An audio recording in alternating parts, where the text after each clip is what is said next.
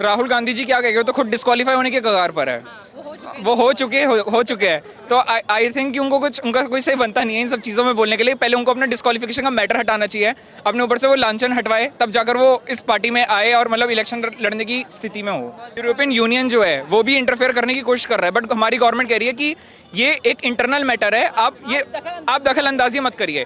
तो ये भी एक हमारी सरकार का बहुत अच्छा पक्ष है कि वो एक पूरे इंटरनेशनल डायस्पोरा में अपना एक इम्पैक्ट क्रिएट कर रखती है। यूरोपियन यूनियन को भी वो इंटरफेयर करने नहीं दे रही अपने इंटरनल मैटर्स में।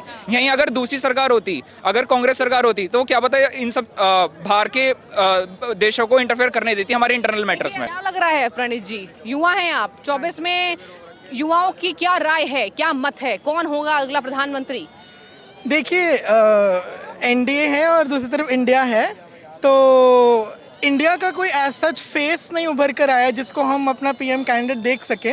मेरे हिसाब से मोदी ही प्रधानमंत्री। क्यों मोदी जी का नाम आप ले रहे हैं, क्यों आने चाहिए? वो पूजनीय है, जैसे राम जी की पूजा लोग करते आ रहे हैं पहले से, आज ये पूजनीय है। इनका मुकाबला कोई नहीं कर सकता। आने वाले टाइम में बहुत ही लाइक। प्यारा हिंदुस्तान में आपका स्वागत है, आपके साथ मैं सृष्टि मिश्रा और आज हम ग्राउंड जीरो पर मौजूद हैं। चलिए आम जनता से बात करते हैं। जो अभी सदन में हंगामा चल रहा है, आपने देखा होगा कि सदन में अविश्वास प्रस्ताव, अध्यादेश, तमाम मुद्दों को लेकर विपक्ष जमकर राजनीति कर रहा है और इधर केंद्र सरकार तत्पर है। कल अध्यादेश का मामला आएगा, संसद के अंदर उस बिल को पेश किया जाएगा और इसके साथ ही आपको बता दें कि 7 से 8 मार्च के बीच अविश्वास प्रस्ताव को लेकर चर्चा तेज होगी। अब देखिए, आपको मैं एक और अपडेट दे दूं, मणिपुर मामले को लेकर विपक्ष जमकर हमलावर है। मणिपुर मामले पर विपक्ष ये कह रहा है, प्रधानमंत्री का बयान, हम उससे शुरुआत चर्चा की चाहेंगे। और देखिए, प्रधानमंत्री को कह रहा है सदन में मौजूदगी नहीं है और हम प्रधानमंत्री के बयान से ही चर्चा की शुरुआत करना चाहेंगे, शामिल होंगे, बॉयकॉट किया जा रहा है सदन का।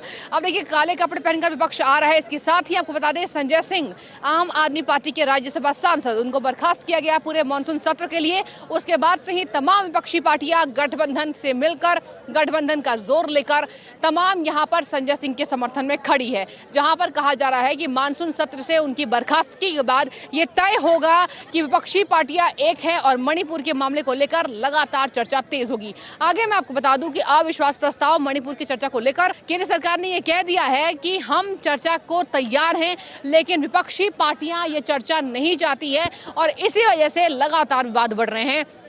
आज ये जानकारी दी जा रही है कि मणिपुर मामले को लेकर लगातार कार्रवाई की जा रही है, गिरफ्तारियां हो रही हैं, केंद्र सरकार तत्पर है और केंद्र सरकार की जिम्मेदारियों की वजह से, नियंत्रण की वजह से वहां विपक्षी पार्टियों की 17 सांसदों की टीम रवाना हुई है। देखिए, वार पलटवार राजनीति का एक हिस्सा है। अविश्वास प्रस्ताव को लेकर राजनीति खूब हो रही है और इन्हीं राजनीति के बीच हम आम जनता से बातचीत करेंगे, आम जनता से उनकी राय लेंगे कि आम जनता इस बारे में क्या सोचती है। तो देखिए, एक एक जनता से बातचीत करते हैं और जानने की कोशिश करते हैं कि आखिर विपक्ष ये चल क्या रहा है। देखिए, कुछ स्टूडेंट्स मौजूद हैं, युवा हैं, युवाओं से जानते हैं कि अभी चुनाव को लेकर क्या मत है। क्या नाम है आपका? प्रखर। प्रखर जी, ये बताइए कि 24 का चुनाव, काफी दिलचस्प लड़ाइयाँ हो रही है, अविश्वास प्रस्ताव आ गया है, 24 में पीएम फेस किसको देख रहे हैं? मेरा अभी कोई व्यू नहीं है, मतलब तो अभी ऐसा कुछ मतलब पर्टिकुलर व्यू नहीं है मेरा अभी तो। तो आपका व्यू नहीं है, ठीक है। तो अभी ये बताइए कि क्या देश में विकास को लेकर क्या शब्द है आपके पास, विकास को लेकर क्या कहना चाहेंगे? क्या ग्रोथ हो रही है या फिर कम है या फिर और होना चाहिए? केंद्र सरकार को ज़्यादा काम करना चाहिए, क्या कहेंगे? मतलब विकास को लेके वैसे तो ठीक ही लग रहा है, मतलब मुझे तो, मतलब बीच में तो अभी मैं ज़्यादा निकला नहीं था बाहर तो, बट ओवरऑल मतलब अच्छा है, मतलब सब कुछ मोदी सरकार का। ठीक है, आपका क्या नाम है, कहाँ से हैं? प्रणित। प्रणीत। हाँ जी। क्या लग रहा है प्रणीत जी, युवा हैं आप, 24 में युवाओं की क्या राय है, क्या मत है, कौन होगा अगला प्रधानमंत्री? देखिए, एनडीए है और दूसरी तरफ इंडिया है, तो इंडिया का कोई एज सच फेस नहीं उभर कर आया जिसको हम अपना पीएम कैंडिडेट देख सके। तो अभी एज सच कोई फेस इंडिया से उभर के नहीं आया है, तो अभी तक तो ऐसा लग रहा है कि मोदी जी वापस आएंगे, बट बाकी देखते हैं कि आगे क्या बनता है। आगे 1 साल बहुत लंबा समय है, तो देखते हैं क्या क्या बनता है। शुक्रिया। आप मैम कहाँ से हैं, क्या नाम है आपका? ऋतिका नाम है, दिल्ली से ही हूँ मैं भी। ऋतिका जी, क्या लगता है 24 में कौन भारी पड़ने वाला है? अविश्वास प्रस्ताव गवर्नमेंट के खिलाफ लेकर आई है विपक्षी पार्टियां और INDI ये कहा जा रहा है, इंडिया नहीं कहा जा रहा है, केंद्र सरकार कह रही है ये इंडिया हो ही नहीं सकता जिसमें देश के विकास को रोक दिया हो। तो क्या कहेंगे, आपका क्या होगा? नहीं, विकास तो एज सच नहीं रुका है कुछ और आगे ग्रोथ ही दिख रही है, तो मुझे मेरे हिसाब से मोदी ही प्रधानमंत्री तो बने। मोदी जी अभी कॉन्फिडेंस में भी हैं, कह भी रहे हैं कि विपक्षी पार्टी चिल्लाएगी लेकिन कुछ होने जाने वाला नहीं है, तो क्या आप युवाओं को भी ऐसा लगता है? हाँ जी, मेरा तो यही विचार है, बाकी लोगों का अपने हिसाब से होता है। बहुत शुक्रिया बातचीत करने के लिए। आप बताइए कहाँ से हैं, क्या नाम है? मेरा नाम पीयूष अग्रवाल है। मैं ईस्ट दिल्ली क्षेत्र में रहने वाला का निवासी हूँ। अच्छा अग्रवाल जी, 24 में कौन, क्या मोदी लगता है? सरकार। मोदी सरकार। क्यों मोदी सरकार, क्या कारण? कारण ये है कि इस बार विकास तो बहुत ज़्यादा चल रहा है। हमारे पास एक बहुत कॉन्फिडेंट स्पीकर है, पब्लिक स्पीकर है, एक कॉन्फिडेंट पब्लिक स्पीकर है। सो हमें हमारे युवा के लिए एक बहुत बढ़िया प्रतिभा है और वो एक सबके लिए एक आदर्श है जो कि समाज में है। तो हम पूरा युवा तो मोदी सरकार के ही साथ है, क्योंकि एक विकास की नई दृष्टिकोण वो स्थापित करते हैं आज के उसमें।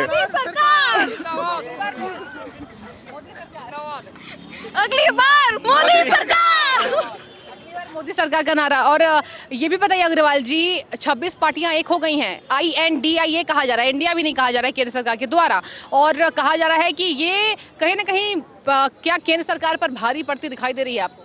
भारी तो पड़ती नहीं दिखाई दे रही, क्योंकि हम अगर इस सरकार के बारे में देखिए, कोई भी इलेक्शंस को बहुत ज़्यादा लाइटली नहीं लेती। वो हर एक इलेक्शंस को एक नई चुनौती की तरह लेती है और वो अपने आप को प्री डिक्लेयर नहीं करती कि हम जीत गए। जैसे पिछली बार 2014 के इलेक्शंस में कांग्रेस सरकार जैसे थी, उन्होंने पहले अपने आप को डिक्लेयर कर दिया कि हम जीतने वाले, जबकि ऐसा नहीं था। हर इलेक्शन को चैलेंज लेने वाली गवर्नमेंट है। So it is a very powerful government जो कि हम देख सकते हैं, और युवा भी उनके साथ है। सो हमें युवा साथ है, मतलब केंद्र सरकार के साथ युवा साथ है, और हमें लगता है कि INDIA जो पार्टी है वो एस कोलिशन बहुत भारी पड़ पाएगी करंट गवर्नमेंट के अगेंस्ट। NDA के खिलाफ। अच्छा देखिए, नीतीश भी चले गए बिहार से, शरद पवार को लेकर चर्चा थे कि वो मोदी जी को जो पुरस्कार मिलने वाले उसमें जाने वाले, तो वो भी खेला कर सकते हैं।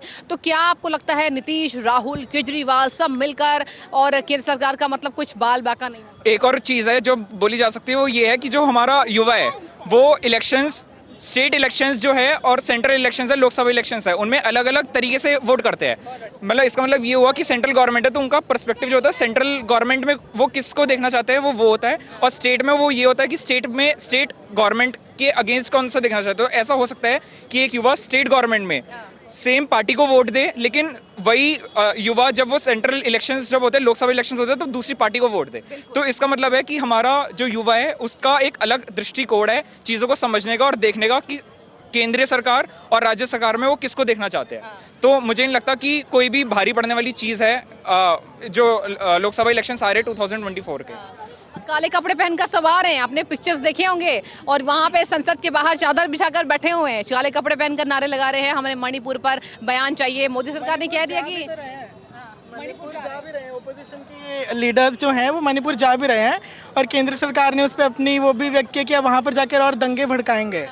तो उस पर भी है, बट ये है कि केंद्र सरकार भी अपनी तरफ से कोशिश कर रही है मणिपुर का मामला सुलझाने की। यूरोपियन यूनियन जो है वो भी इंटरफेयर करने की कोशिश कर रहा है, बट हमारी गवर्नमेंट कह रही है कि ये एक इंटरनल मैटर है, आप दखल अंदाजी मत करिए। तो ये भी एक हमारी सरकार का बहुत अच्छा पक्ष है कि वो एक पूरे इंटरनेशनल डायस्पोरा में अपना एक इम्पैक्ट क्रिएट कर रखती है। यूरोपियन यूनियन को भी वो इंटरफेयर करने नहीं दे रही अपने इंटरनल मैटर्स में।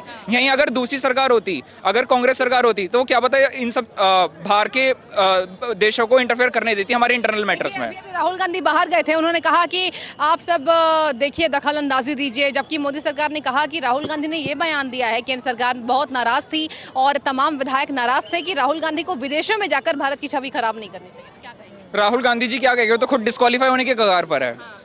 वो हो चुके हैं। तो आई थिंक कि उनका कोई सही बनता नहीं है इन सब चीज़ों में बोलने के लिए। पहले उनको अपना डिस्क्वालिफिकेशन का मैटर हटाना चाहिए, अपने ऊपर से वो लांछन हटवाए, तब जाकर वो इस पार्टी में आए और मतलब इलेक्शन लड़ने की स्थिति में हो।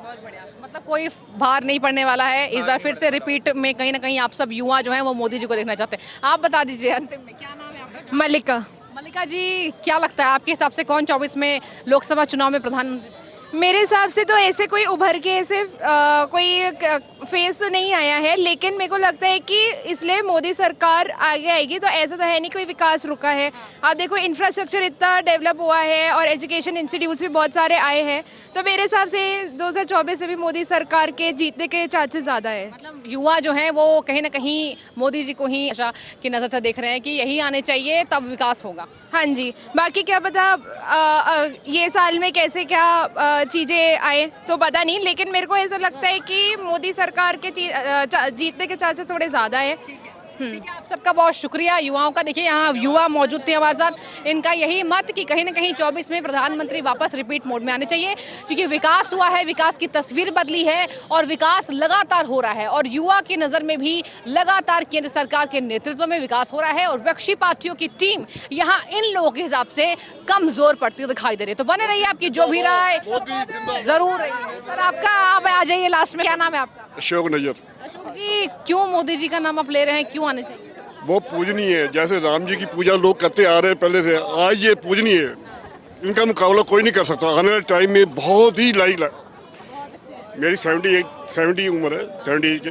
बाकी जितना मैं लाइक मोदी जी को करता हूँ, शायद कोई ऐसा हो, बहुत लाइक करता हूँ। अभी तो काले कपड़े पहनकर विपक्ष आ रहा है, मर्जी करेगी, कोई भी नहीं आएगा, मोदी जी आएंगे। विश्वास प्रस्ताव लेकर आ गए। कुछ नहीं होगा। या इंडिया भी उन्होंने जो मार के रखा अपना, तो कुछ नहीं कुछ नहीं होने वाला।